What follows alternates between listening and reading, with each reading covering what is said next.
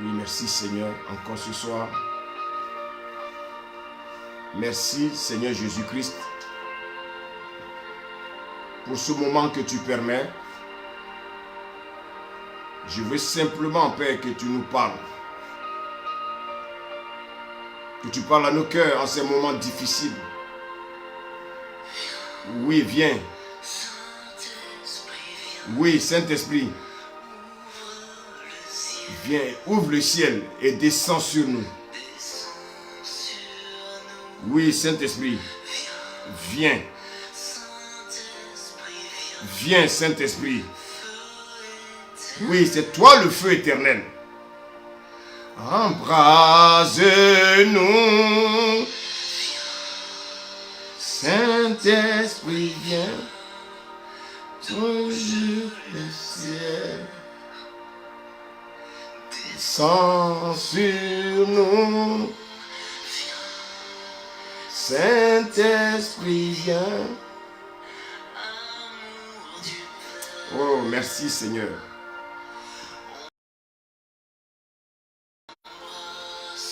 Merci Seigneur.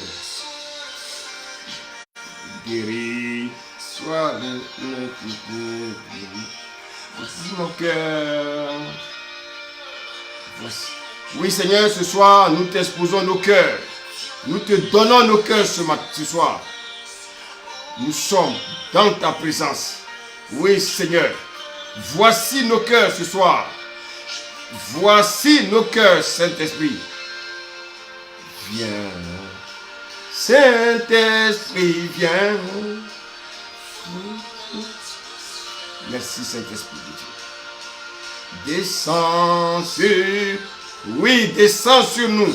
Oui, descends sur nous. Oui, descends sur nous. Descends dans la vie de chacun. Descends dans la vie de tes enfants. Oui, Saint-Esprit. Oui, Saint-Esprit. Descends, descends, descends, descends, descends, descends. Oui, Saint-Esprit, descends. Nous avons besoin de toi. Nous avons besoin de toi. Nous avons besoin encore de toi ce soir. Oui, Saint-Esprit, descends, descends, descends, descends, descends, descends, descends. Agis puissamment. Agis puissamment. Agis puissamment. Oui, Saint-Esprit. Voici nos cœurs. Déverse ta tendresse au milieu de nos faiblesses. Oui, c'est quand nous sommes faibles, toi tu es fort, Saint-Esprit. Merci Saint-Esprit. Merci Jésus. Merci Jésus. Merci Saint-Esprit. Merci Saint-Esprit. Gloire à toi. Gloire à toi. Merci Saint-Esprit. Merci Saint-Esprit. Merci Saint-Esprit de Dieu. Merci Seigneur. Merci Jésus. Merci Jésus. Bien-aimé, là où tu es, sois disposé. Dispose ton cœur. Dispose simplement ton cœur. Et laisse l'Esprit te parler ce soir. Laisse le Saint-Esprit te visiter ce soir. Laisse le Saint-Esprit te visiter. Merci Saint-Esprit de Dieu. Merci Saint-Esprit de Dieu. Oui, qui te guérit. Là où tu es, que le Saint-Esprit te guérisse. Voici nos cœurs. Il a simplement besoin de nos cœurs. Il a besoin de nos cœurs. Que nos cœurs soient affermis ce soir. Merci Jésus. Merci Jésus. Merci Jésus.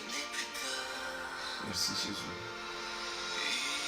Plus de guérison, ton amour, libération. Voici mon cœur. Voici mon cœur.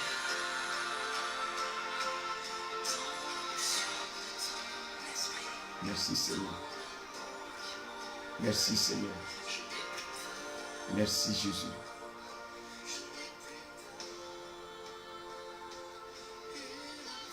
De guérison. Oui, Saint-Esprit, merci pour ta présence. Merci encore Seigneur Jésus, nous te bénissons et nous te rendons toute la gloire. Nous te disons merci pour ton amour et pour ta fidélité. Père, en ces moments difficiles, nos yeux sont fixés sur toi. Seigneur, aide-nous à persévérer en cette période où, Seigneur, nous savons ce qui se passe dans ce monde. Père, je prie que tu affermisses l'Église universelle, que tu affermisses le corps de Christ. Et Seigneur, que ceux qui ont dévié, Seigneur, ramène-les sur ton chemin. Merci Saint-Esprit. Que la gloire et l'honneur te reviennent. Merci Seigneur. Merci Seigneur. Merci Seigneur. Merci Seigneur. Au nom de Jésus. Au nom de Jésus. Merci Seigneur pour ta fidélité. Merci Seigneur.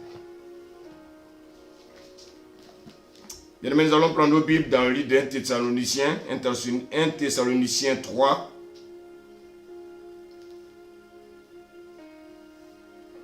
Je demande à JC s'il peut nous accompagner. Amen. 1 Thessaloniciens 3, du verset 12 au verset 13.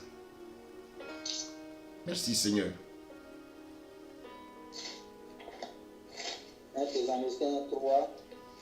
Verset 12 à 13.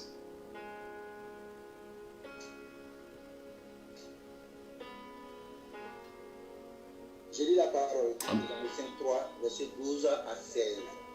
À 13. Verset 12 à 13. Merci Seigneur. Amen. Que le Seigneur augmente de plus en plus parmi vous et à l'égard de vous et à l'égard de tous cette charité que nous avons nous-mêmes pour vous. Verset 13. Afin d'affermir vos cœurs pour qu'ils soient irréprochables dans la sainteté devant Dieu notre Père lors de l'avènement de notre Seigneur Jésus avec tous ses saints. Merci. Amen. Il réitère encore cette parole, mais on va encore lire 1 Thessaloniciens 5, verset 23. Merci Seigneur.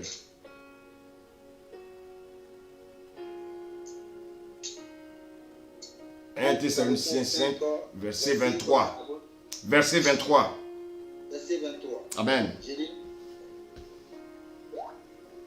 Que le Dieu de paix vous sanctifie lui-même, tout entier, et que tout votre être, esprit, âme et le corps soient conservés irrépréhensibles lors de l'avènement de notre Seigneur Jésus-Christ. Alléluia. Bien-aimé. Alléluia. Bien-aimé.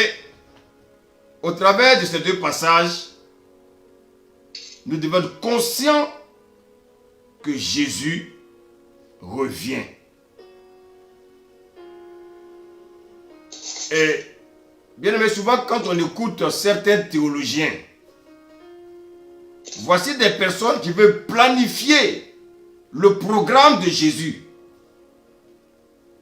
Oui, il va faire comme ça, il va venir, il aura l'enlèvement. Après l'enlèvement, il aura, bien aimé, le tribunal de Christ. Après le tribunal de Christ, bien aimé, je crois que nous devons oublier ces choses et nous préparer à la rencontre de ce grand homme, Jésus-Christ. Ce grand Dieu, bien aimé, qui vient. Il vient pour quoi? Il vient pour deux choses.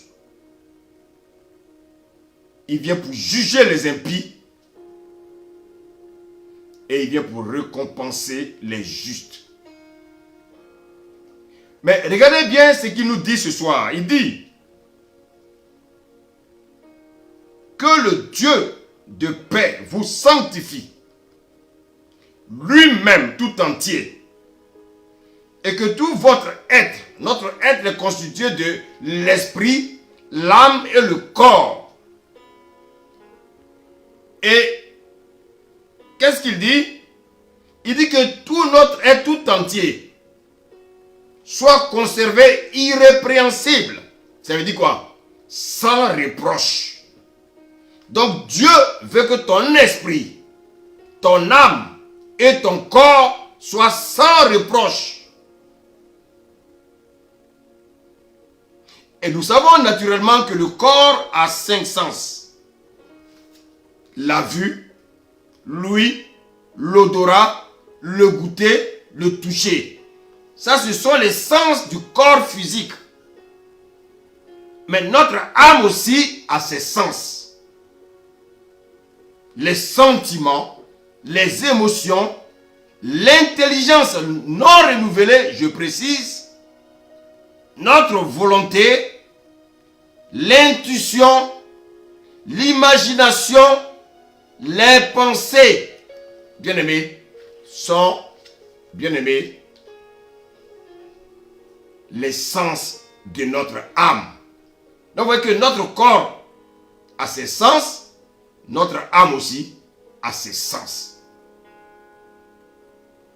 Avant que nous n'acceptions Jésus-Christ, avant que nous ne soyons chrétiens, depuis le péché d'Adam et Ève, Paul, lorsqu'il est venu, il a résumé dans Romains 3, verset 23, que tous ont péché.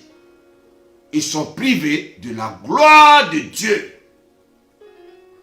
Et bien aimé, quand on parle de la gloire de Dieu, les gens voient les choses matérielles.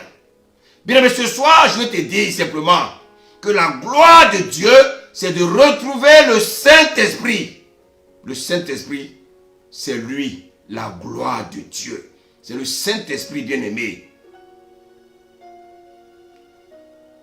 qui était la promesse que Jésus avait donnée lorsqu'il est venu sur la terre.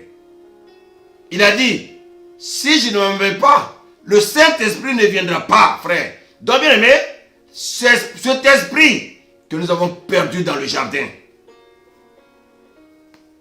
Jésus, bien aimé, après sa mort, sa résurrection, qu'est-ce qu'il a fait? Avant son ascension, il a soufflé sous ses disciples. Il leur a donné ce qu'on appelle l'esprit de la nouvelle naissance. L'esprit de la régénération. Et bien aimé, cet esprit de la nouvelle naissance a permis, bien aimé, aux disciples de faire quoi? De retrouver l'esprit qu'ils avaient perdu, l'homme avait perdu dans le jardin. Et c'est pour ça qu'on parle de régénération. Alors, donc, avant de recevoir le Saint-Esprit, nous étions conduits par la combinaison, bien-aimée, des sens du corps et de l'âme qu'on appelle la chair. Oui, la chair, c'est la combinaison des sens du corps et de l'âme. Notre esprit, bien-aimé, ne connaissait pas Dieu. Donc nous étions influencés par nos sens charnels, notre volonté, nos émotions, notre intelligence qui était non renouvelée, bien-aimé, nos pensées. Vous savez, souvent, nous prenons nos pensées pour les pensées de Dieu. Et ça, c'est bien avant de rencontrer Jésus. Et voilà que le Seigneur met quelqu'un qui a son esprit sur notre chemin afin de nous annoncer l'évangile. Et lorsque nous avons accepté l'évangile, nous sommes devenus automatiquement disciples de qui? Disciples de Jésus. Et donc l'esprit que nous avons perdu dans le jardin, cet esprit va renaître en nous. C'est ça l'esprit de la nouvelle génération ou bien la nouvelle création. Nous sommes nés de nouveau. Notre esprit est régénéré. Quand on parle de la nouvelle naissance, ça veut dire quoi? Ça veut dire que notre esprit qui était endormi, notre esprit bien-aimé qui était dans la souffrance, notre esprit qui était bien-aimé endormi, va retrouver la vie. Oui, notre esprit va retrouver la vie.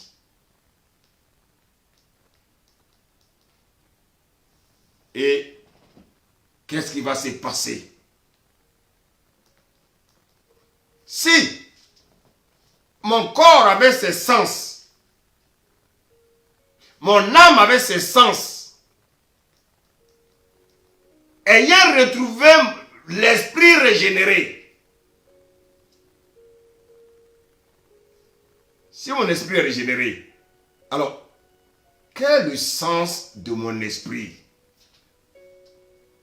Mon corps a ses sens, mon âme a ses sens, et mon esprit. Notre esprit renouvelé est maintenant en contact avec l'Esprit de Dieu. Donc, seule la parole de Dieu peut nourrir notre esprit. Donc, pour se manifester, notre esprit n'a pas besoin des sens du corps. Notre esprit n'a pas besoin des sens de l'âme. Notre esprit a aussi un sens. Et le sens de notre esprit, c'est la foi. Notre esprit a besoin de la foi. Lorsque nous acceptons Christ, c'est alors que va commencer ce qu'on appelle le combat spirituel. Bien mais autrefois, il n'y avait pas de combat dans notre vie. Mais lorsque nous décidons d'abandonner le royaume des ténèbres, bien aimé, pour entrer dans le royaume de la lumière, le royaume de Jésus-Christ, il commence un combat qu'on appelle le combat spirituel.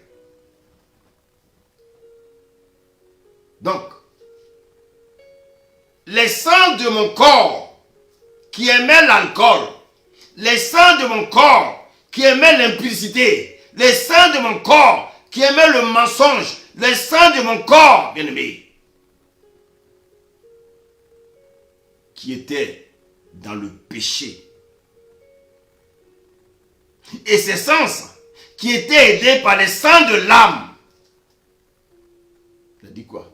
Quelqu'un qui aime les disputes, quelqu'un qui aime le mensonge. Bien-aimé, qu'est-ce qui va se passer? Qu'est-ce qui va se passer? Dans cette nouvelle identité que je vais obtenir, dans cette nouvelle identité, Dieu permet que j'ai maintenant un nouveau sens. Et ce sens, c'est la foi. Et dans le royaume dans lequel je suis introduit, il faut marcher uniquement par le sens de l'esprit. Il faut marcher par la foi.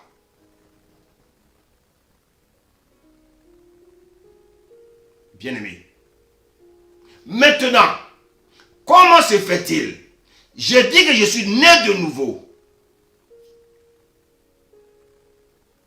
J'ai une nouvelle identité. Et cette nouvelle identité me demande d'arrêter les œuvres de la chair. Mais pourquoi j'ai des difficultés pour arrêter les œuvres de la chair? Pourquoi j'ai des difficultés, bien-aimé, d'arrêter le mensonge? Pourquoi j'ai des difficultés pour arrêter la cupidité? Pourquoi j'ai des difficultés d'arrêter la colère? Pourquoi? Pourquoi? Parce que mon esprit est régénéré, mais mon âme a besoin d'être restaurée.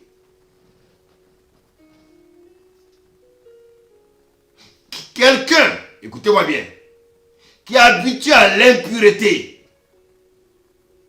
le corps a été habitué, bien aimé, à des actes sexuels.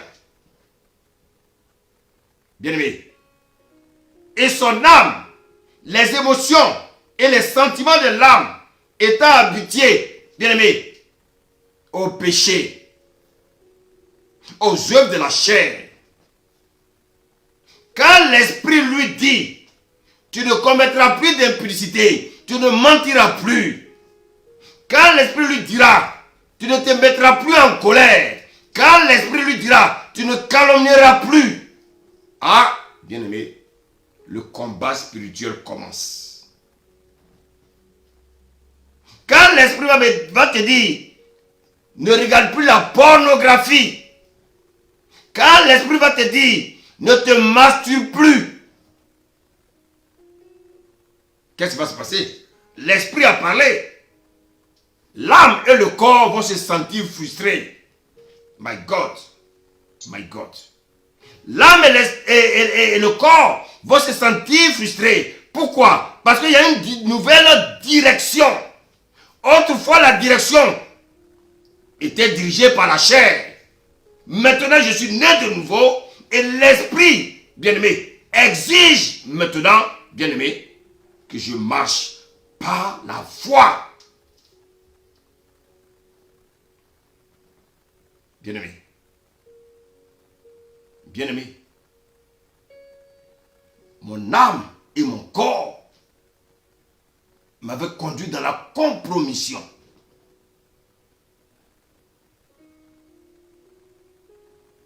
J'étais bien lorsque j'obéissais, bien-aimé, à ma chair. Bien-aimé. Écoutez-moi bien ce soir. Tu es tellement habitué à la sexualité. Et quand tu arrives, bien-aimé, l'esprit te dit, arrête ça, marie-toi d'abord. Ah, il y a un combat. Ah, mais c'est pas Dieu qui a créé la sexualité? Ah, c'est pas Dieu? Oui. Mais Dieu dit c'est dans le mariage.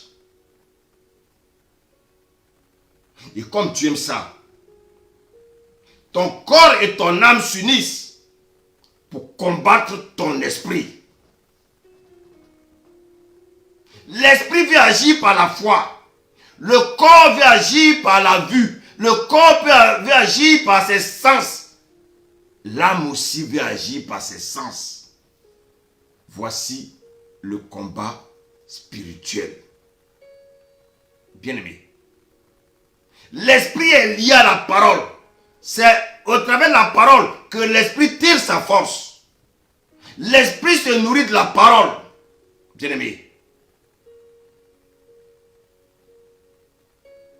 Mais, la chair te dit, mon frère, je ne suis pas prêt. Je ne suis pas prêt. Parce que j'ai encore des sensations en moi. L'âme et le corps se nourrissent de la convoitise, de la chair. Bien-aimé. La convoitise des yeux et l'orgueil, bien-aimé, de ce monde. Voici pourquoi. Lorsqu'on dit à quelqu'un d'arrêter l'alcool, il te dit, Jésus même a transformé l'eau en vin. La chair rappelle à cet homme que Jésus a transformé l'eau en vin. Lorsque tu lui dis d'arrêter la cigarette, il te dit, mais dans la Bible, je ne vois pas le passage où c'est écrit qu'il faut arrêter la cigarette. Mais la cigarette fait partie des impuretés. Et la chair donne une réponse pour dire, écoute, que chacun meurt, bien-aimé, de quelque chose. Chacun doit mourir de quelque chose, frère.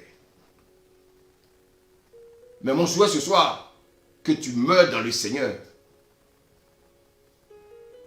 Une personne qui dit que chacun doit mourir de quelque chose, mais cette personne a un problème.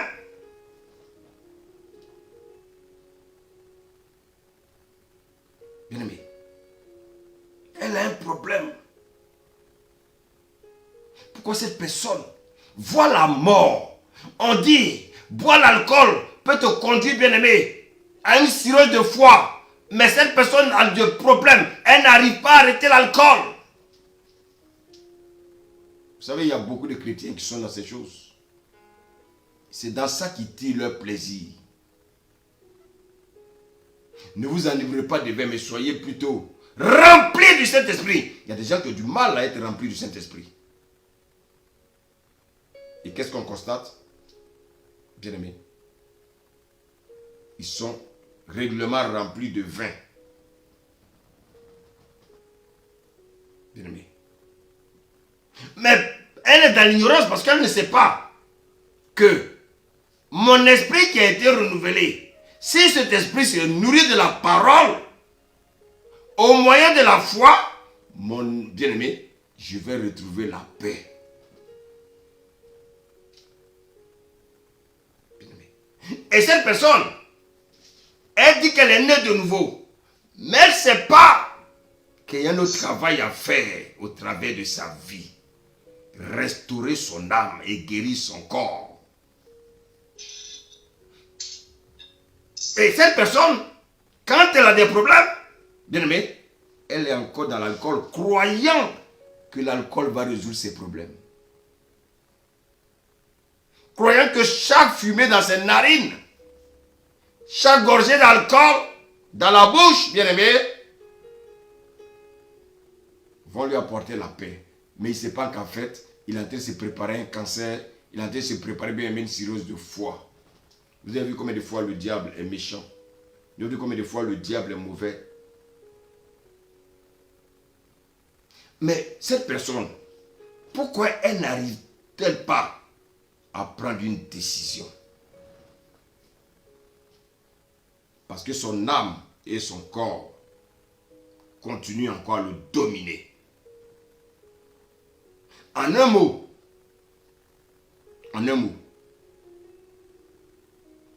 il refuse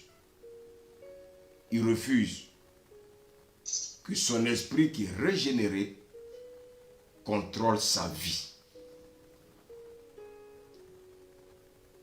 En tant que chrétien, il est né de nouveau, mais il ne sait pas qu'il doit éduquer désormais son âme et son corps.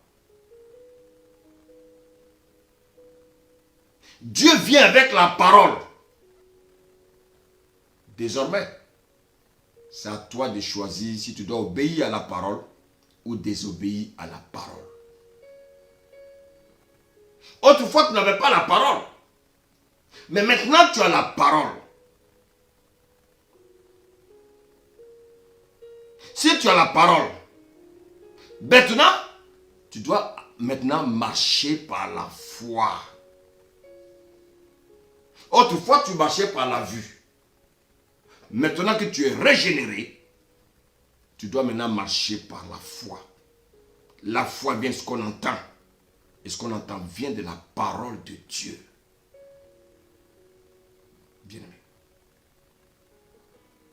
Vous savez, un païen, il ne peut pas marcher par la foi. Tu vois, on entend dans le monde des païens qui disent « Ah, moi j'ai la foi, moi j'ai la foi ». Mais ils ne savent pas ce qu'ils disent. C'est nous qui devons marcher par la foi. Parce que nous avons l'esprit régénéré. Et le sens de notre esprit, c'est la foi. Un païen, il ne peut pas marcher par la foi. Pourquoi? Parce qu'il n'a pas l'esprit régénéré. Parce que lui, il pense que parce qu'il est intellectuel, parce qu'il est un grand savant, il pense pouvoir réaliser des choses spirituelles. Non. Il n'a pas la foi. Il peut avoir peut-être une croyance religieuse. Mais, bien aimé, il n'a pas encore accepté Jésus-Christ. Et ces personnes en général, elles ont un seul langage. Oh, je crois en Dieu aussi. Moi aussi, je connais Dieu. Oui. Tu connais un Dieu qui n'est pas le Dieu de la Bible. Tu connais un Dieu qui n'est pas le Dieu qui régénère notre esprit. Parce que si tu connais le Dieu qui régénère notre esprit, tu vas maintenant apprendre à marcher par la foi. Bien-aimé, écoute-moi. Ce que l'ennemi va t'empêcher de faire, il va t'empêcher de marcher par la foi. Quel est le problème du peuple d'Israël? Pourquoi le peuple d'Israël a péri dans le désert? À cause de leur incrédulité. Pourquoi Adam et Ève, bien-aimés, ont été chassés du jardin? À cause de leur incrédulité. Ils devaient maintenant marcher par la foi. Dieu est venu donner une parole. Ils devaient marcher en fonction de cette parole-là. Mais ils ont désobéi à cette parole. Lorsque Dieu est venu parler à Adam et Ève dans le jardin, le combat spirituel a commencé. Le combat spirituel, c'est lorsque tu luttes avec Dieu. Tu dis que tu es né de nouveau. Tu dis que tu es maintenant chrétien. Voici le péché en face de toi. Qu'est-ce que tu fais? Le Seigneur est là, il te regarde. Le diable aussi est là, il te regarde. C'est à toi maintenant de décider ce que tu veux faire. Tu es devant une situation. Le Seigneur te regarde. Le diable aussi te regarde. Le Seigneur te dit ne mens pas. Le diable te dit mens pour sauver ta tête. Dieu est là, il te regarde. Bien-aimé. Bien-aimé.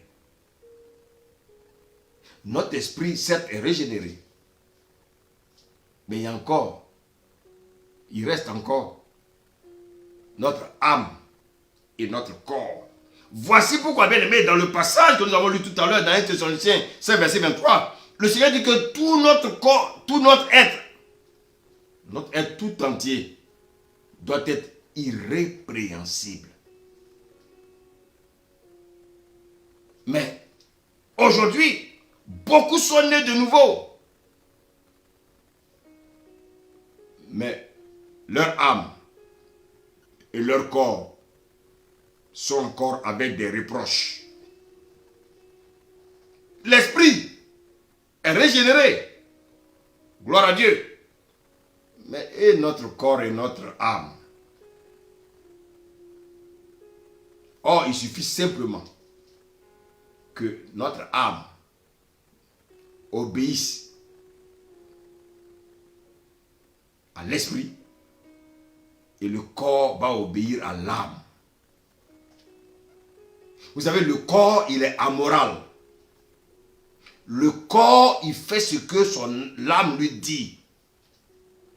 Si l'âme est domptée par l'esprit, si l'esprit dit à l'âme ne ment pas, le corps ne va pas agir.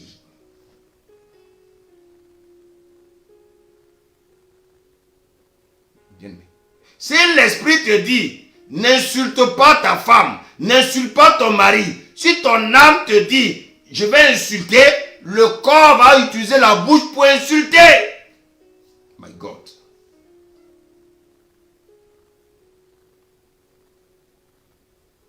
Bien-aimé, c'est une simple question d'obéissance. Il n'y a plus de lutte là. C'est une question de conscience, c'est une question de personnalité, c'est une question, bien-aimé, de responsabilité. Voici pourquoi, bien-aimé, je suis responsable des actes que je pose. Autrefois, je ne connaissais pas Jésus. J'étais conduit par ma chair. Maintenant, je suis conduit par Jésus. Jésus me dit maintenant, pour marcher avec moi, tu dois marcher par la foi. Or, la foi vient de ce qu'on entend. Ce qu'on entend vient de la parole de Dieu. Pas la parole de mon grand-père, pas la parole de mon père, pas la parole de ma femme, pas la parole de mon mari, mais la parole de Dieu. Qu'est-ce que la parole de Dieu me dit? Beaucoup écoutent autre chose, plus que la parole. J'écoute ce que mon mari me dit. J'écoute ce que ma femme me dit. Mais bien aimé, si ce que ma femme me dit est biblique, si ce que ma femme me dit est la parole, je ne vois pas d'inconvénient. Lorsque le Seigneur a dit à Abraham, regarde les étoiles du ciel, est-ce que tu peux les compter? Il a dit oui. Il dit, telle sera ta postérité. Et cette postérité, tu l'auras avec Sarah. Donc Abraham devait maintenant marcher par la foi. La foi vient ce qu'on entend. Il a entendu ce que Dieu lui a dit. Mais écoutez-moi bien, 10 minutes après, quand Abraham va voir le maquillage, il va avoir le rouge à lèvres, il va avoir les cheveux de sa femme Sarah, il va oublier ce que Dieu lui a dit. Il va désobéir à ce que Dieu lui a dit et il va obéir à ce que sa femme lui dit. La même, bien-aimé, réaction.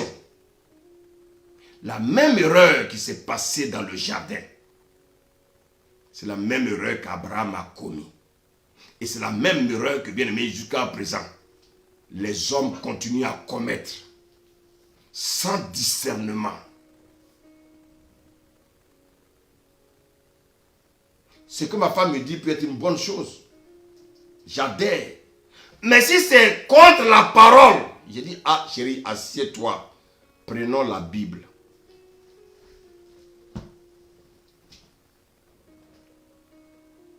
Bien-aimé, tout a été fait par la parole.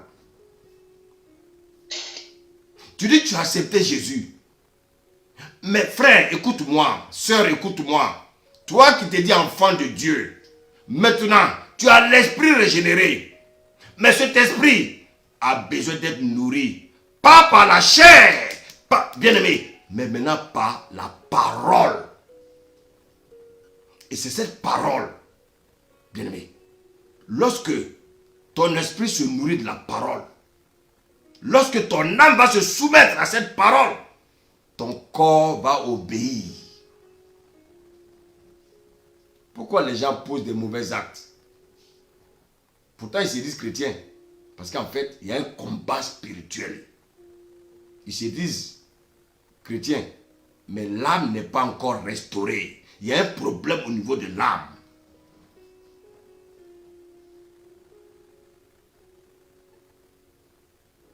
Et voici pourquoi. Le Seigneur dit que notre âme, notre esprit, notre corps doit être sans reproche. My God. À l'avènement de Christ. Donc en fait, si Christ arrive, ces trois éléments-là doivent être sans reproche. Oh my God, comment on va faire? Mais c'est simple. Si tu obéis simplement à la parole, ton être tout entier obéira à la parole. Bien-aimé.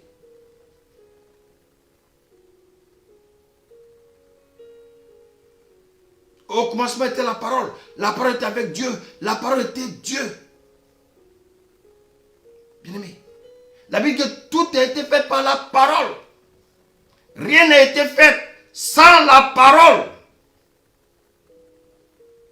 Donc toi, homme qui m'écoute ce soir, tu as été fait par la parole. Et tu ne veux pas obéir à cette parole. Non. Bien-aimé.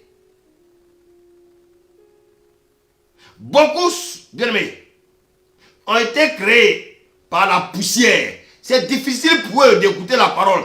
Mais si tu es issu de la parole, tu ne peux qu'être toi-même parole. Jésus est la parole. Si tu es sorti de la parole, toi-même, ça dit quoi? Tu es parole. Un chien ne peut pas écouter, bien-aimé, accoucher d'un chat. Si tu es né de la parole, toi-même, tu es parole. Donc, tu ne te nourriras que de la parole. Mais si tu es poussière, tu mangeras la poussière, le péché. Bien-aimé. La Bible dit que la parole de Dieu est esprit et vie. My God. La parole est esprit et vie. Ça veut dire quoi?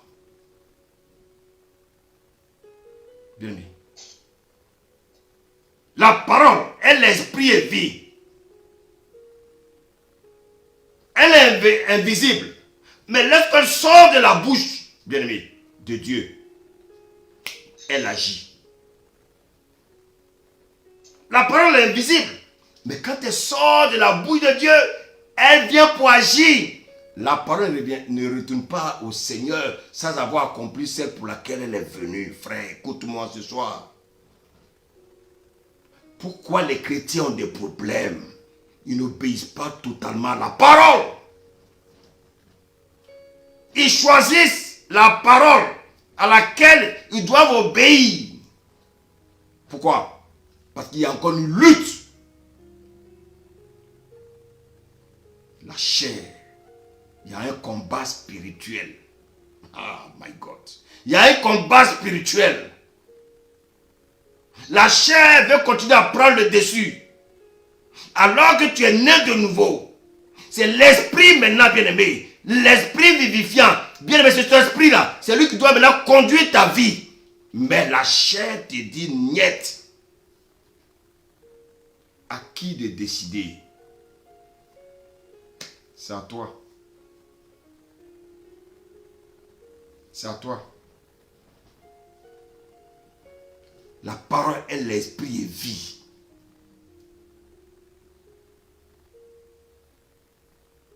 Pourquoi il y a encore des combats dans ta vie? Parce que tu n'as pas encore pris conscience que tu es né de nouveau. C'est une question de prendre conscience de ta nouvelle création.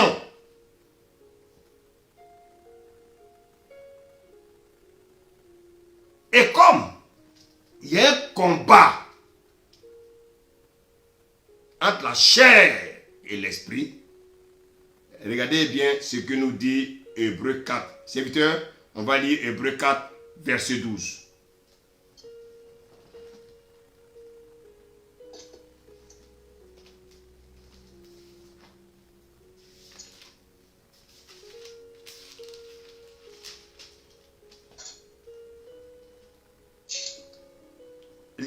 Tu vas lire à partir du verset 11 à 12. Amen. On y va.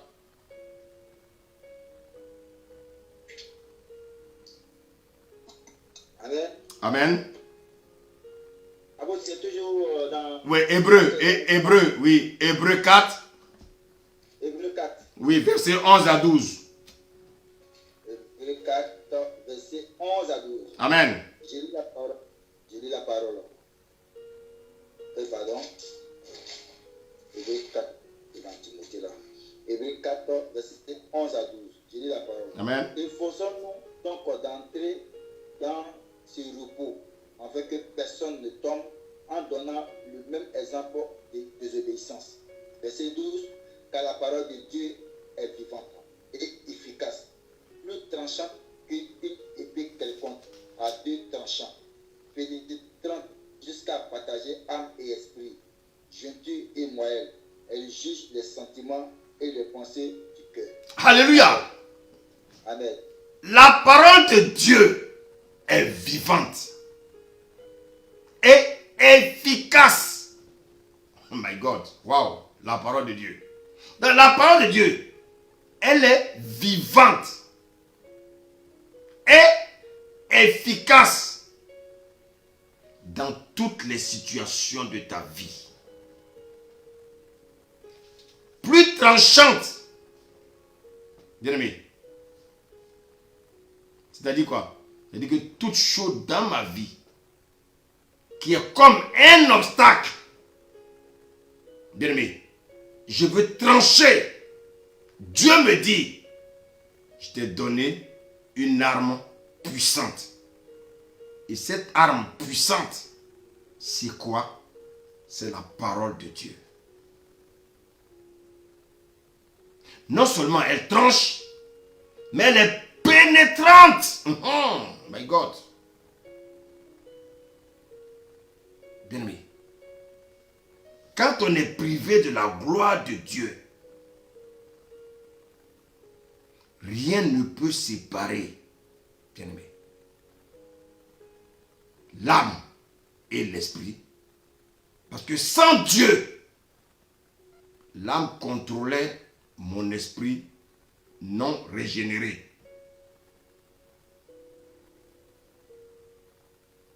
Ça veut dire quoi? Mon corps obéissait à tout ce que mon âme lui disait. Quand mon âme dit ment, lui, la bouche s'ouvre et puis elle ment. Quand mon âme dit trompe ta femme, mes mains et mes pieds se déplacent pour aller chez la prostituée. Mes pieds se déplacent pour aller, bien aimé, chez la menthe. Et puis arriver là-bas, mes mains enlèvent le pantalon.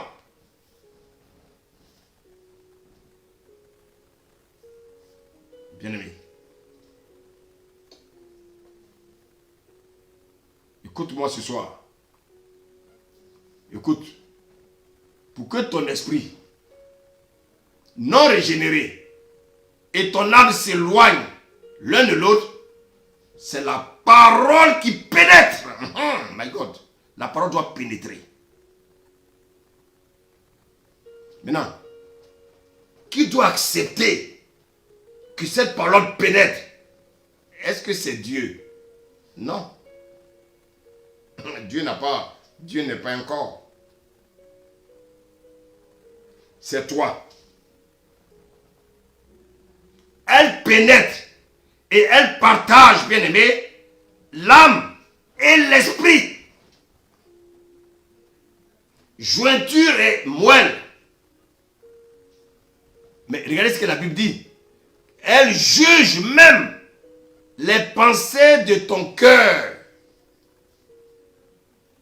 Les pensées impures. Les pensées impures que tu as là. La parole de Dieu me dit que la parole juge en te disant, mon frère, il faut arrêter ça. Sinon, voici les conséquences. Elle juge. Si tu gardes cette mauvaise pensée, tu vas vivre dans le péché. Tu vas vivre dans l'infidélité. Tu vas vivre dans le désordre. Tu vas vivre dans l'adultère. Tu vas vivre dans le mensonge. Tu vas vivre dans l'orgueil. Bien-aimé, écoute. Donc la parole de Dieu, elle est là pour nous avertir.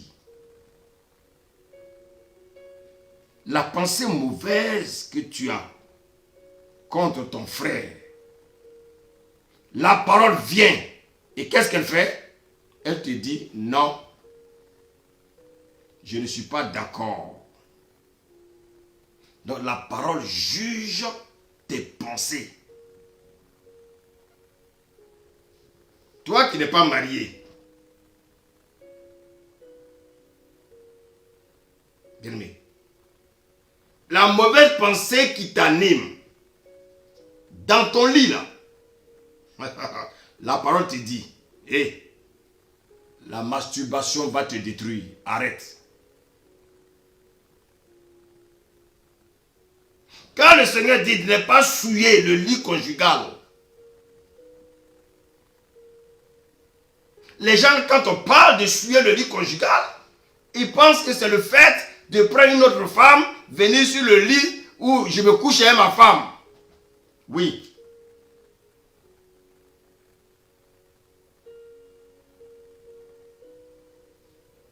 Ça fait partie, certes.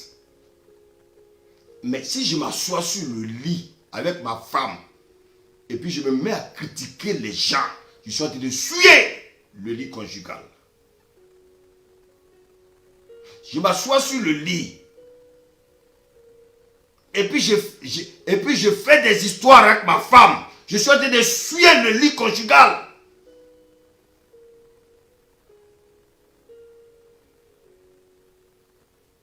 Si je me mets sur le lit avec un ordinateur et puis je regarde la pornographie, je suis en train de souiller le lit conjugal. Bien-aimé, ce sont des choses spirituelles.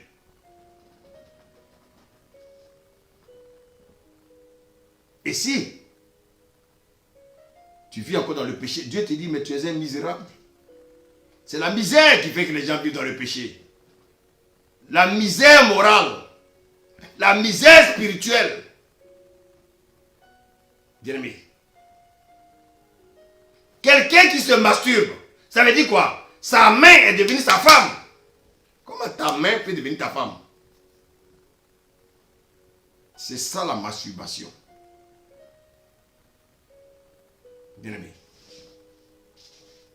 Souvent nous voulons continuer à pécher. Et souvent on accuse un frère. On accuse la sœur. On accuse souvent le pasteur qui te donne des conseils.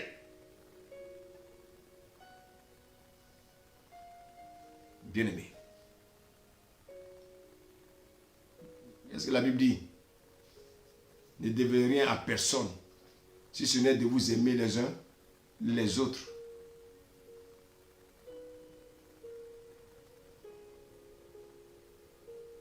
Vous savez, je discutais avec un homme de Dieu qui me disait que souvent les chrétiens, même à la banque, ils vont prendre des crédits et ils refusent de payer. Et souvent on saisit leurs biens. Non. C'est la malhonnêteté. Tu vas aller prendre un crédit. Il faut payer. Il y en a souvent qui ont même l'argent pour payer leur crédit. Mais ils préfèrent acheter autre chose à cause de la convoitise au lieu de bien-aimer, d'éponger leurs dettes.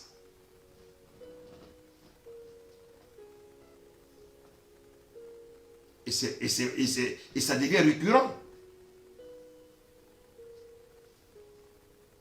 Souvent, les chrétiens, ils peuvent utiliser même un frère pour faire un travail. Ils font le prix. Mais souvent même après pour payer le frère, c'est compliqué. Bien-aimé. Pourquoi? Parce qu'en fait, les gens ont reçu Jésus. Mais leur âme n'a jamais été restaurée. Donc les anciens comportements ressurgissent.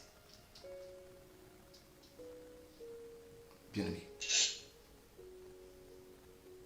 Les gens n'ont pas compris que lorsqu'on est né de nouveau, notre nouveau sens, au lieu de marcher par la vue, marcher par lui, tout ça, nous devons maintenant marcher par la foi. C'est ça notre nouvel sens.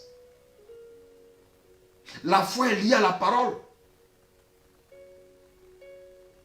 La foi est liée à la parole qui prend les choses invisibles de Dieu pour les rendre visibles.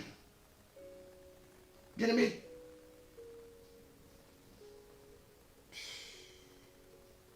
Jésus a dit quoi? Qu'il y a 3 choses qui demeurent. Il y a 3 choses, bien-aimés, infaillibles, qui n'échouent jamais. Et dans ces 3 choses, il y a la foi. Sans la foi, il est impossible d'être agréable à Dieu. Bien-aimé,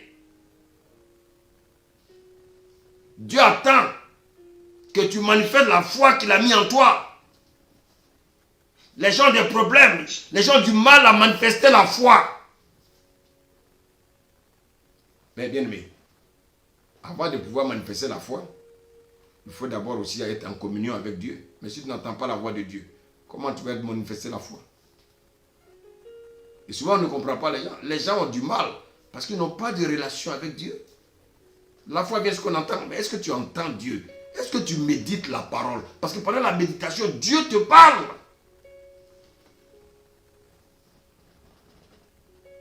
Bien-aimé, on va lire Proverbe 4, verset 20. Proverbe 4, verset 20.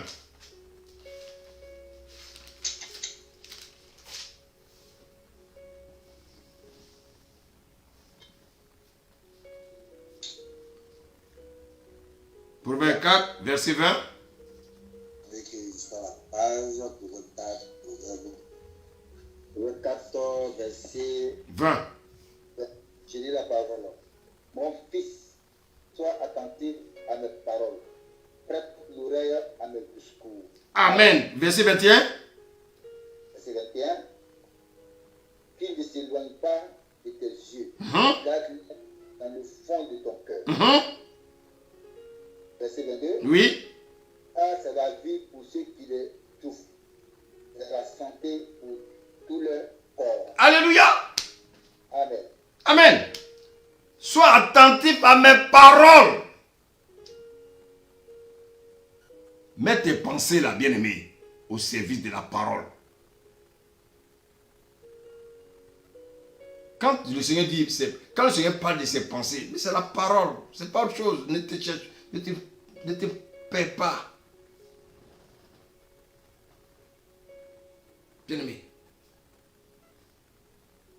Dieu dit, ne prête pas attention à tes pensées, mais plutôt prête attention à mes pensées, c'est-à-dire à ma parole.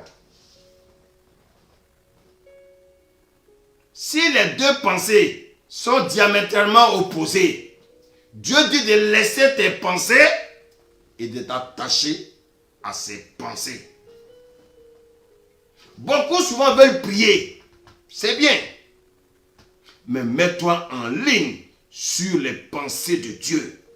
Et c'est alors, bien-aimé, que tu vas prier et tu seras exaucé. Pourquoi?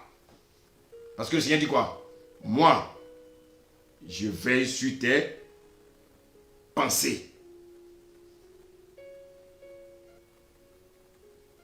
Je veille, bien-aimé, sur mes pensées. C'est-à-dire quoi? Ma parole pour l'accomplir. Je t'ai fait une promesse. Mais toi, veille sur mes pensées, veille sur la parole que je t'ai donnée pour que cette parole puisse s'accomplir. Mais ne cherche pas toi-même tes propres pensées.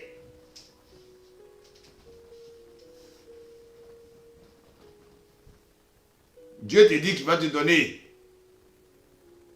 une Renault. Toi, tes pensées sont sur une Mercedes. Mais tu vas te compliquer la vie. Dieu dit, ce qu'il t'a dit là, c'est ce qu'il va te donner. Mais toi, tes pensées sont sur autre chose. Oh my God. Avant de prier, sois conscient que tes pensées sont les pensées de Dieu.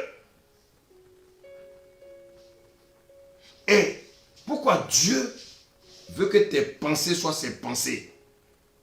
C'est lorsque tu auras les pensées de Dieu, bien-aimé, que tu auras la foi. Parce que la foi est liée aux pensées de Dieu, pas à tes pensées. Parce que la foi vient de ce qu'on entend. Ce qu'on entend vient de la parole de Dieu, vient de la pensée de Dieu. Bien-aimé, les pensées de Dieu ne créent pas l'incrédulité en nous, ni la peur. Ce que Dieu t'a dit, c'est ce qu'il fera, frère. C'est ce qu'il fera. Pourquoi la foi qui est en toi ne marche pas? Parce que tes 5 sens luttent contre la foi. Et tes sens te disent quoi? Qu'est-ce que tes sens te disent? Ah non, aujourd'hui on ne peut pas vivre sans péché. Hein? Ah, est-ce que tu penses qu'on peut vivre comme ça dans la sanctification? Dans ce monde-là? Ah, mais avec tout ce qui est dur là, on nous demande d'être honnête. Mais si je veux être honnête, je ne vais jamais avoir un travail. Si. Dieu va te donner un travail qu'il a réservé pour toi. Pas ce que toi tu veux, mais ce que Dieu a réservé pour toi. C'est ça, marcher par la foi. C'est que Dieu te demande de faire. Mais je ne peux pas me lever comme ça pour dire, ah, mon voisin, ah, il a acheté un jet privé. Ah, et je rentre chez moi, Seigneur, je veux aussi un jet privé. Ah, j'ai la foi, j'ai la foi. Non, ça c'est la convoitise. Ce n'est pas la foi, ça. La foi vient de ce que tu as entendu de Dieu. Et ce que tu entends de Dieu peut ne pas te plaire, peut ne pas plaire à ta chair.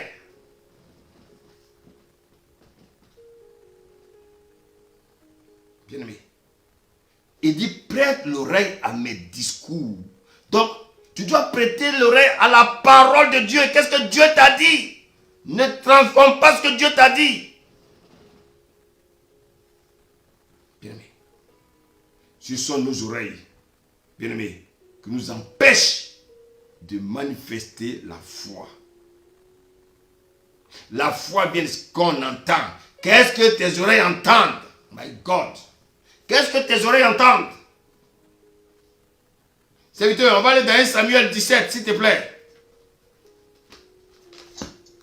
1 Samuel 17.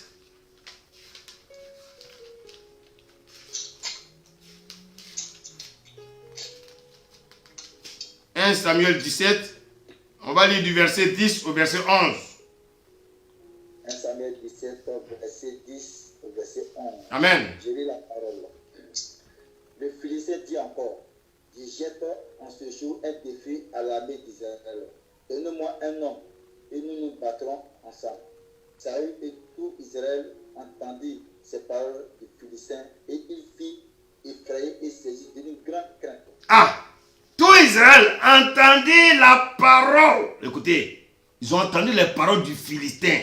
La foi vient de ce qu'on entend. Ils ont entendu la parole du Philistin. Et qu'est-ce qui s'est passé? Ils furent effrayés et saisis d'une grande crainte. Quand ils ont entendu la parole de Goliath, cette parole de Goliath a produit la peur en eux. L'incrédulité en eux.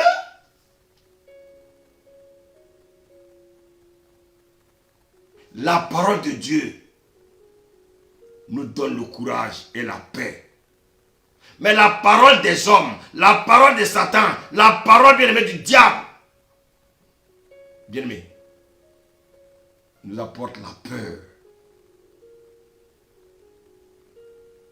Il y a un seul discours auquel nous devons prêter l'oreille. C'est le discours de Dieu. Parce que le discours de Dieu fortifie. Bien-aimé. Regardez bien Israël. Lorsqu'ils étaient devant la mer Rouge, quand Israël a regardé la mer Rouge,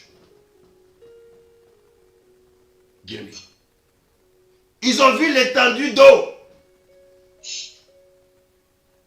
Ils ont eu peur. Mais lorsqu'ils ont entendu la parole disant à Moïse, lève le bâton. My God, cette parole a apporté la victoire.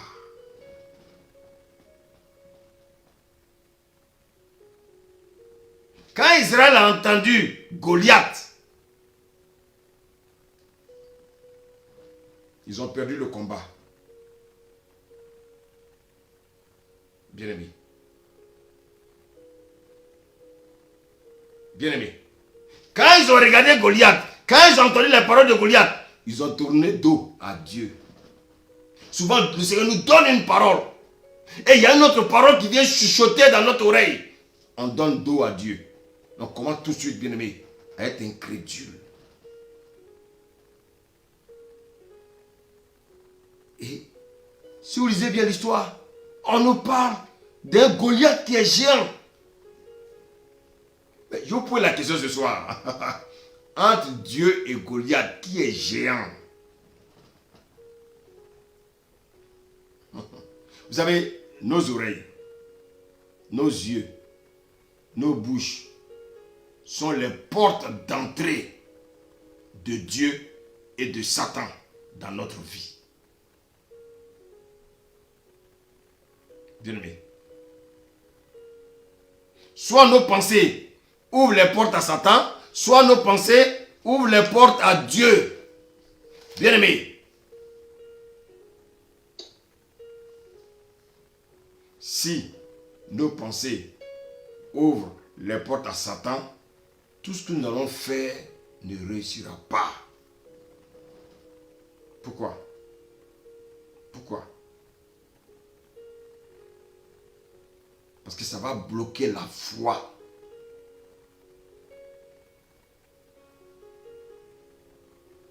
Bien-aimés, nous devons faire attention à ce que nous entendons. Qu'est-ce que tu entends? Nous devons faire attention à ce que nous entendons. Vous savez que le diable aussi connaît la parole. Beaucoup disent qu'ils connaissent la Bible du bout du doigt. Mais ils ignorent l'auteur qui est Jésus.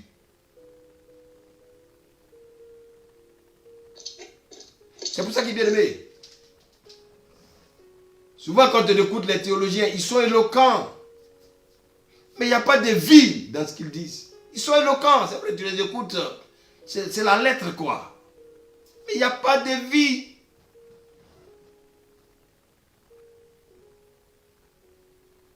Parce que le diable aussi connaît la parole.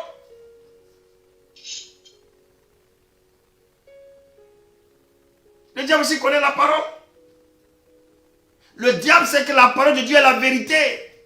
Mais qu'est-ce que lui va te faire? Il va te faire croire que la parole de Dieu, bien-aimé, n'est pas la vérité. Voici pourquoi il fera tout pour que tu sois léger dans ta marche chrétienne. Que lorsque Dieu te dise quelque chose, que tu doutes, ou bien tu prends ça à la légère. Quand tu reçois la parole de Dieu, bien-aimé, il va te pousser, bien-aimé, à ne pas prendre cette parole à cœur. Et bien-aimé, lorsque tu recevras la parole de Dieu, il va amener l'esprit de lassitude, bien-aimé, de fatigue et de découragement en toi. Voici pourquoi Jésus a dit de prendre garde. Bien-aimé, prends garde. Jésus dit de prendre garde, frère, parce que nous sommes dans des moments difficiles. Il dit de prendre garde à l'écoute de sa parole. Le diable, il sait que la parole de Dieu est destinée à nous fortifier, est destinée à nous éclairer, est destinée à nous encourager, est destinée à nous redresser. Le diable le sait. Bien-aimé, la Bible dit que nous devons trouver instruction, soit en méditant, bien-aimé, soit en écoutant la parole de Dieu. Tu vis des situations difficiles. Alors si tu n'écoutes pas la parole, si tu ne médites pas la parole, comment peux-tu entendre la voix de Dieu?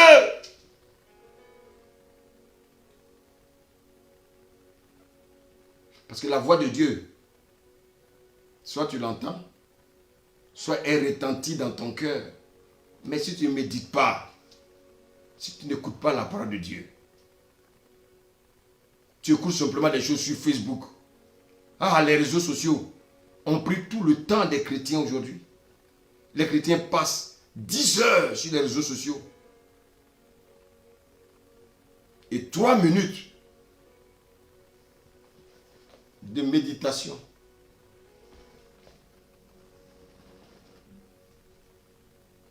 La parole de Dieu doit être pour ton épanouissement spirituel.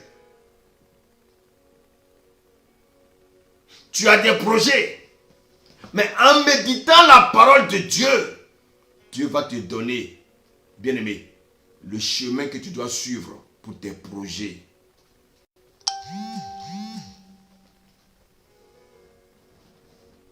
Il y en a qui disent Dieu parle-moi, Dieu parle-moi. Ah, Dieu va venir pour toi. Eh oui, écoute-moi. Non. Tu veux que Dieu te parle? Le voici. Il est dans la parole. Médite la parole jour et nuit.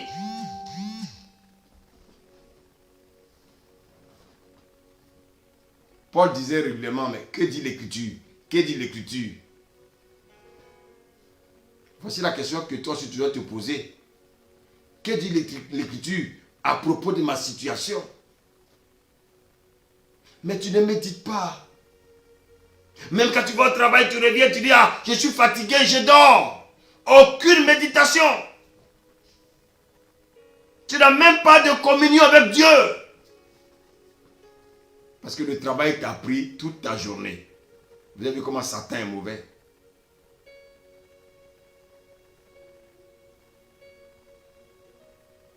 Devant ta situation. Alors que dit l'Écriture?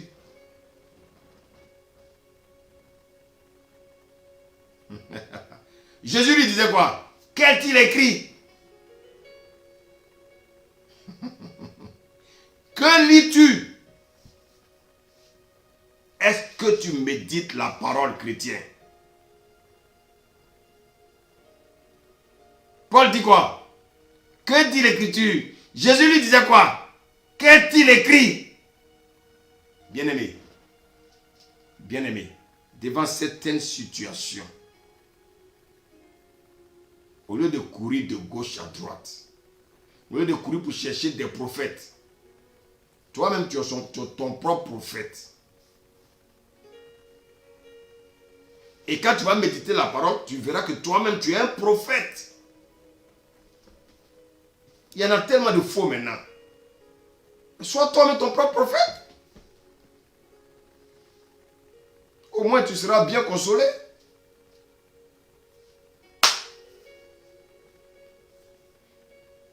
Devant cette situation, voici les questions que nous devons nous poser. Que dit l'Écriture? Qu'est-il écrit? Ça, c'est ce que Jésus disait. Ah, le maître. Le maître de la parole. Bien-aimé. Quelle que soit la décision que tu dois prendre, il y a une question que tu dois te poser. Que dit l'Écriture? Qu'est-il écrit? Bien-aimé, qu'est-il écrit? Avant d'engager quoi que ce soit, Paul disait, que dit l'Écriture? Bien-aimé, il y a des choses qui sont dites parce qu'elles sont écrites. Il y a des choses qui sont écrites parce que Dieu savait que tu allais, bien-aimé, te retrouver dans certaines situations.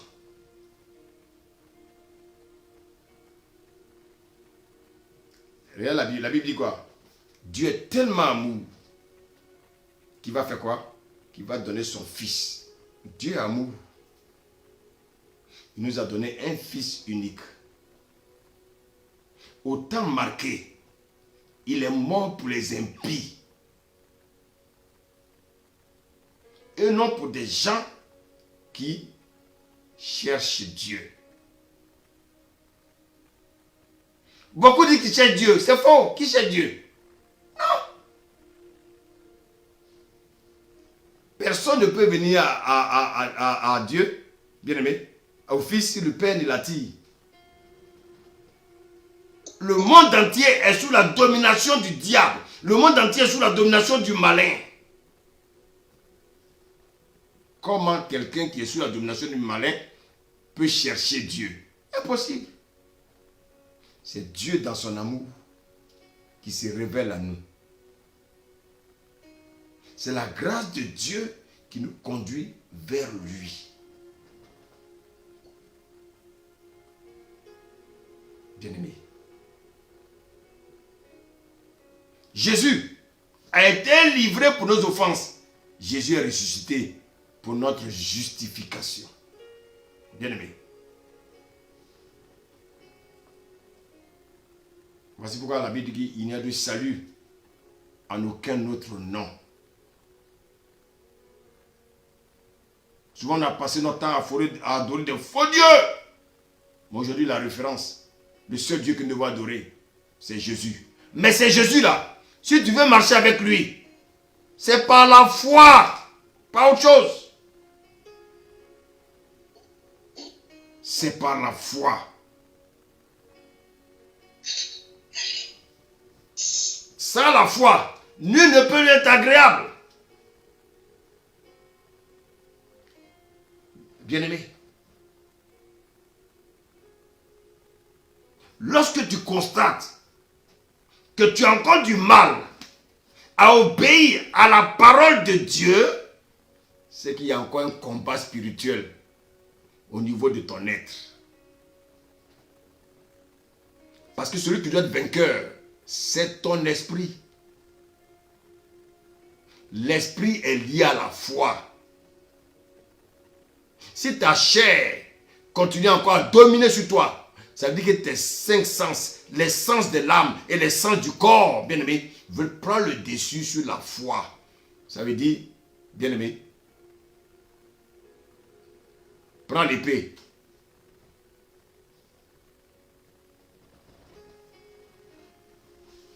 Le problème aujourd'hui de l'homme, c'est l'ignorance. Les hommes ne veulent pas sortir de l'ignorance. Les hommes pensent que leur intelligence scolaire peut les aider, bien aimé, à régler leurs problèmes. Non! On allait à l'école, on nous disait 2 plus 3 est égal à 5. Qu'est-ce que prouve que 2 plus 3 est égal à 5? Mais tu as cru à ça. Ce que ton professeur te disait, tu croyais à ça. Parce qu'il y avait des diplômes devant. Maintenant, celui qui a créé les professeurs, celui même qui a la parole, il te dit des choses, tu refuses. My God. Le Seigneur dit, sa volonté, c'est que personne ne périsse. Que tous parvenons, bien-aimés, à la vérité, bien-aimé, du nom de son Fils. Et cela en passant par la repentance. Et voici pourquoi, bien-aimé, toi qui as déjà eu l'esprit régénéré, comment ton âme peut être restaurée? C'est simple. Obéis simplement à la parole. Si tu marches par la foi, tu vas voir que tu n'accompliras plus les désirs de la chair, car la chair et l'esprit sont opposés. Quand je vois que dans ma vie, il y a encore le mensonge, les trucs comme ça, ça veut dire que bien aimé, il y a un combat. Or, le Seigneur dit, le jour de son avènement, il faut que ton être entier soit irrépréhensible. Mon gars, c'est écrit. Chers frères, moi-même, je ne suis pas encore sorti. Nous sommes tous dans le même bateau. Et voici pourquoi, bien aimé, nous devons préserver notre vie spirituelle. Nous devons, bien aimé, nous efforcer. Le Seigneur dit de nous efforcer. Ça veut dire quoi? Ça veut dire que, bien aimé, on doit encore persévérer. Parce que rien n'est encore gagné.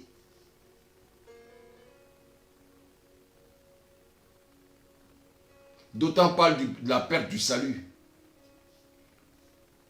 Mais en guillemets, si tu renies la foi, c'est comme si tu avais perdu ton salut. Ce n'est que un jeu de mots. Si je renie la foi, Paul parlait de ses amis qui ont fait naufrage à la foi. Hyménée et Alexandre, ils ont fait naufrage à la foi. Ils ont renié la foi. Donc renier la foi, ça veut dire quoi? Si je renie la foi, c'est que je veux marcher encore par la chair. Or, la Bible dit quoi? Celui qui accomplit les œuvres de la chair n'héritera pas le royaume des cieux.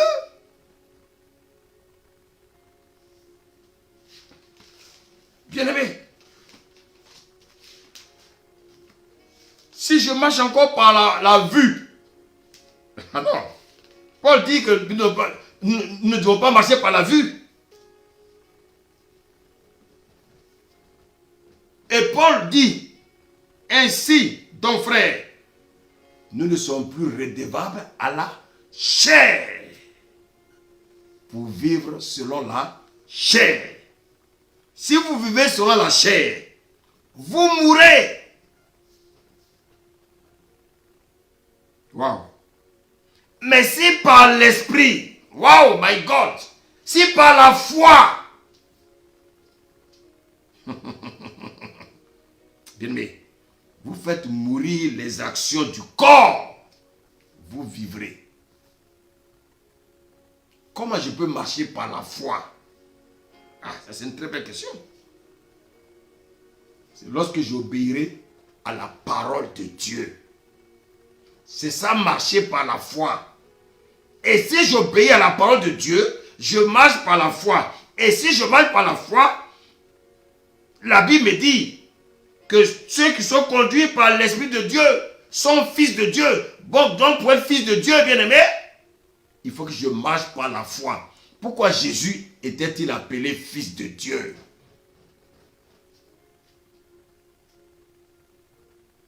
Est-ce que le Seigneur est comme nous pour engendrer quelqu'un? Est-ce que Dieu peut engendrer quelqu'un physiquement? Non. Mais pourquoi nous disons que Jésus est le Fils de Dieu? Simplement parce que Jésus était conduit par qui? Par l'Esprit de Dieu. Il a été conçu par l'Esprit de Dieu. Donc il marche par l'Esprit de Dieu. Marcher par l'Esprit de Dieu, c'est marcher par la foi. Alors toi tu dis que tu es enfant de Dieu. Mais qu'est-ce qui prouve que tu es enfant de Dieu? Car tous ceux qui sont conduits par l'Esprit de Dieu sont fils de Dieu. Donc Jésus était appelé fils de Dieu parce qu'il était conduit par l'Esprit de Dieu. Toi aussi tu veux être fils de Dieu. Dieu n'est pas un homme pour entrer dans son sein. Bon, pour que tu sois appelé fils de Dieu, il faut qu'on te voie marcher par l'Esprit de Dieu. Marcher par l'Esprit de Dieu, c'est quoi? C'est marcher par la foi. Marcher par la foi, ça veut dire quoi? Ça veut dire marcher par la parole de Dieu. Pas par mes cinq sens. Même si la parole est dure. Bien aimé, pourquoi c'est dur? En général, pourquoi c'est dur? Parce que la chair refuse. Il y a un combat spirituel. La chair refuse. C'est pour ça, bien aimé, qu'on dit c'est dur. Et je vais vous montrer un dernier exemple, et puis on va s'arrêter là. Serviteur, on va aller dans Jean 6. Merci Seigneur.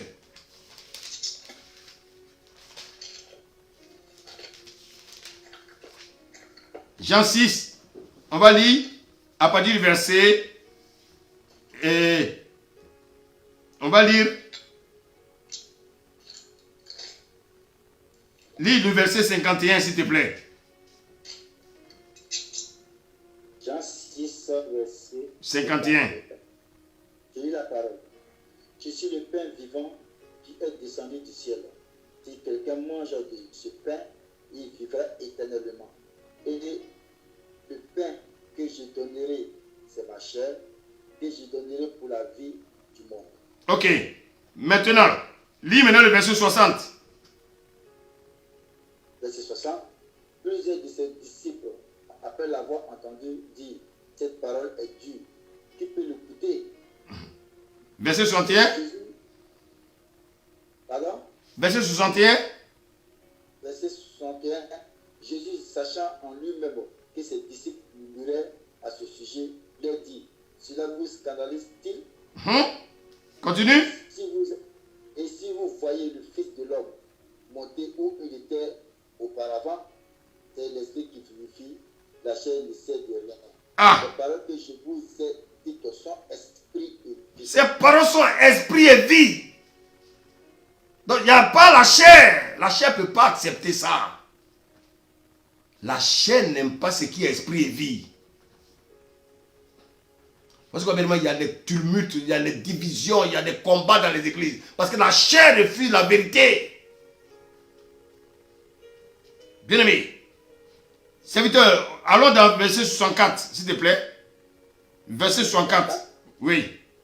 64. 64, oui, on continue. 64. Mais il en est parmi vous quelques-uns qui ne croient point, car Jésus savait dès le commencement qui étaient ceux qui ne croyaient point, et qui était celui qui le vivrai. Et il ajouta, c'est pourquoi je vous ai dit que nul ne peut venir à moi si cela ne lui a été donné par le Père. Et à ce moment, plusieurs de ses disciples se retirèrent et il n'en est plus avec lui. Voici des gens qui se disaient disciples de Jésus, mais ils se sont retirés. Le combat spirituel était là. La chair n'aime pas la vérité. La chair n'aime pas la parole. La chair n'aime pas la parole. La chair n'aime pas les choses de l'esprit. Où sont-ils passés? Où sont passés les disciples? Ils se font appeler disciples. Où sont-ils passés? Sur plus de 5000 disciples. Lis la suite, serviteur. Verset 67. Jésus donc dit aux 12, et vous, ne voulez-vous pas aussi vous en aller? Simon Pierre lui répondit, Seigneur, à qui irons-nous? Tu as les paroles de la vie éternelle. Bien, mais quand on a l'esprit, on ne peut que rechercher les choses qui conduisent à la vie éternelle. Quand on marche par la foi, on ne peut que rechercher les choses qui conduisent à la vie éternelle. Parce que les choses qui conduisent à la vie éternelle ne font pas plaisir à la chair. My God. Bien-aimé, toi qui m'écoutes ce soir, si tu es encore charnel, c'est-à-dire qu'il y a un combat encore en toi. Ton âme et ton corps combattent. Ton âme et ton corps combattent. Ton âme et ton corps combattent en ton esprit. Pourquoi, bien-aimé? Souvent, il y a des combats dans le couple. Pourquoi il y a des combats dans le couple? Monsieur vers spirituel, madame vers charnel. Monsieur vers spirituel, madame vers charnel. Madame vers spirituel, monsieur vers charnel. Madame vers spirituel, monsieur vers charnel. Ça ne marchera pas. Deux personnes peuvent-ils marcher ensemble s'ils n'ont pas le même esprit? Voici des gens qui marchaient avec Jésus parce qu'ils avaient de quoi manger. Ils voyaient des miracles. On leur multipliait le pain. Lorsque maintenant Jésus a commencé à prêcher les choses qui conduisent à la vie éternelle, ils sont restés 12. Où sont les autres? Allez me dire, les assemblées où il y a 5000 personnes, 1000 personnes, quels sont les messages qui sont prêchés? Est-ce que c'est le message de la croix? Je ne crois pas. Parce que les messages de la croix créent toujours, bien aimé, la séparation entre la chair et l'esprit. Les messages de la croix créent toujours la séparation entre les gens charnels et les chrétiens spirituels. My God. Si tu es toujours en train de prêcher bénédiction, bénédiction, bénédiction, mon ami, tu ne fais pas l'œuvre de Dieu.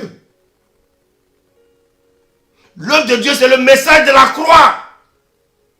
Et le message de la croix, bien-aimé, nous pousse à marcher par la foi. Bien-aimé, les messages de la foi viennent de la croix. Bien-aimé, oui, dans l'église, on est 5000. Quel message tu prêches? Commence à prêcher le message de la croix. Commence à prêcher le message de la croix. Commence à prêcher le message de la croix. Et tu verras les vrais disciples du Seigneur.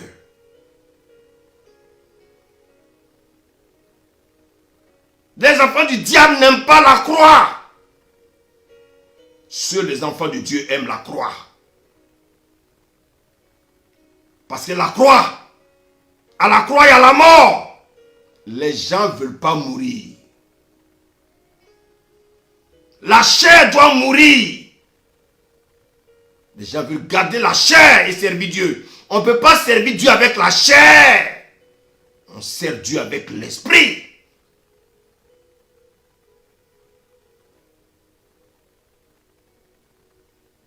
Église de Dieu, quel est le message que tu prêches aujourd'hui? Dis-moi. Et je te dirai si tu es dans le plan de Dieu. Ils sont restés 12. Jésus lui-même a eu 12. Il y a des gens aujourd'hui qui ont 1000, 1000, 5000. Quel est le message que vous prêchez? Dites-moi. Église, réveille-toi. Il y a un seul message. C'est le message de la croix. Il n'y a pas deux messages. Quel est l'évangile que vous écoutez? Paul a dit, bien-aimé, Paul a dit qu'il y avait un seul évangile. Et quel est l'évangile que vous écoutez? L'évangile bonbon. L'évangile bonbon. Vous cherchez votre propre gloire.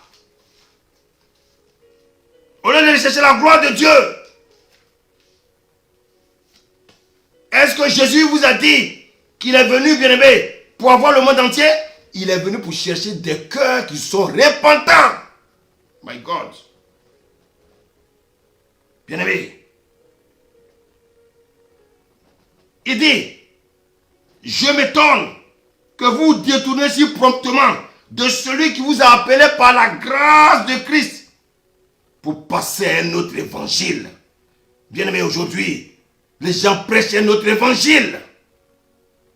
Non, pas qu'il y ait un autre évangile, mais il y a des gens qui vous troublent et qui veulent renverser l'évangile de Christ. Mais l'évangile de Christ a été déjà renversé. Les gens prêchent n'importe quoi. Les gens prêchent les choses charnelles.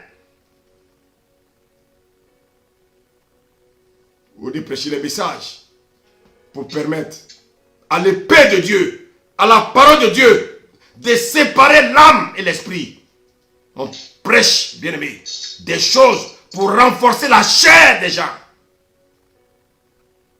Il dit, mais quand nous-mêmes, quand un ange du ciel annoncerait notre évangile, que celui que nous avons prêché, qu'il soit anathème. Bien aimé, il y a beaucoup d'anathèmes aujourd'hui dans les églises. Quel est le message que vous prêchez? Prêchez la croix, prêchez la croix, prêchez la croix.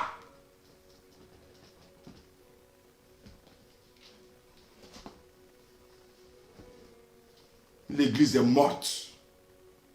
Les chrétiens sont morts. Et c'est avec ça que vous espérez sauver. Mais détrompez-vous.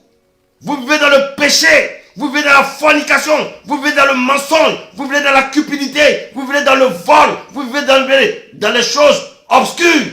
Et vous croyez être sauvés. Repentez-vous. Que tu sois pasteur, que tu sois apôtre, tu sois évangéliste, tu sois prophète, tu sois bien-aimé, je ne sais pas, bishop, archbishop ou quoi. Repends-toi.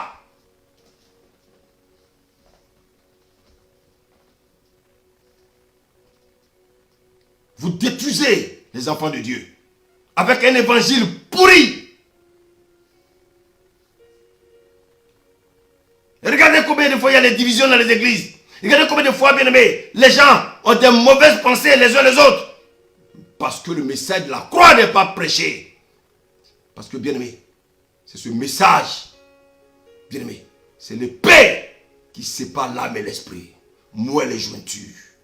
Et qui juge les pensées, les mauvaises pensées que vous avez. Seule la parole peut juger cela.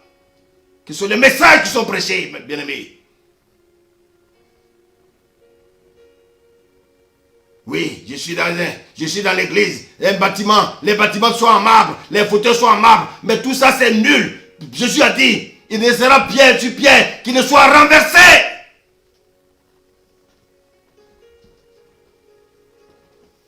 Père, je te bénis ce soir. Je te rends toute la gloire. Je bénis ton nom, Père. Et que ceux qui n'ont pas encore compris, Seigneur, révèle-toi eux, révèle-toi eux, révèle-toi eux. Les temps sont mauvais, les temps sont mauvais. My God. Toi qui m'écoutes, tu es encore dans l'impudicité, tu es encore dans l'impudicité, tu es encore dans l'impudicité. Abandonne ces choses, sinon tu périras. My God. Saint-Esprit, visite maintenant les personnes, visite les maisons, visite les maisons. Visite les maisons. Seigneur, apporte ta paix. Pas la paix que donne ce monde, mais la paix qui vient de toi. Merci Jésus. Que ton règne vienne. Que ton règne vienne. Que ton règne vienne. Que ta volonté soit faite. Seigneur, les temps sont mauvais. Au temps de Noé, les gens se moquaient de Noé. Seigneur, nous sommes les Noé des derniers temps. Merci Saint-Esprit. Que la gloire, l'honneur te revienne à toi seul. Béni sois-tu. Au nom de Jésus. Amen.